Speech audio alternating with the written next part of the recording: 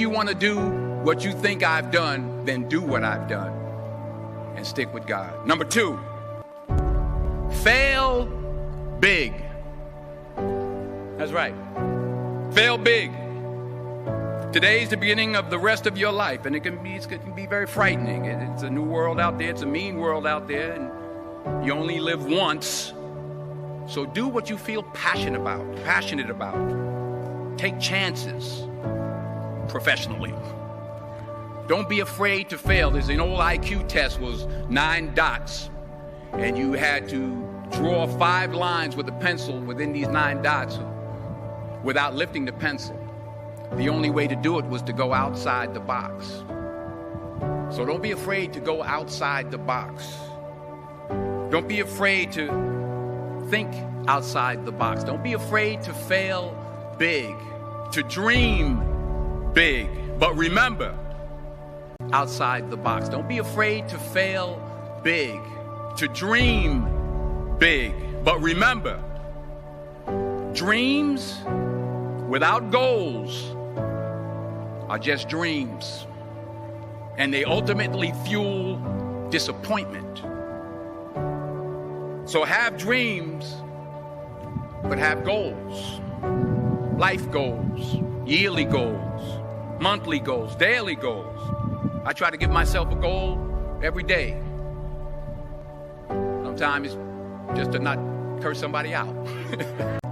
And understand that to achieve these goals, you must apply discipline and consistency.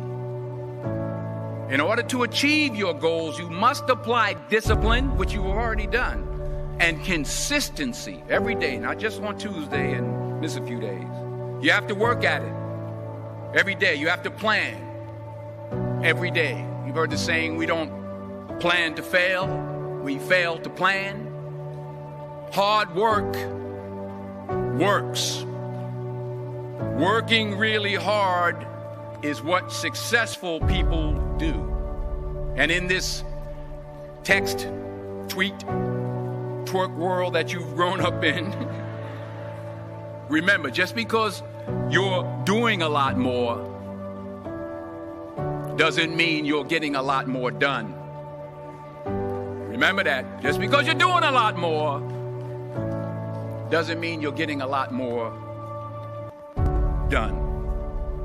Don't confuse. I decided I'd be an entrepreneur before I even had any success in music. I was hustling with intentions to earn enough money to not have to hustle anymore. Whew, I've been blessed. I've had the kind of career that allowed me to have 2 albums go diamond, selling over 23 million records, and then for me to continue to actually put out projects that creatively kept me content.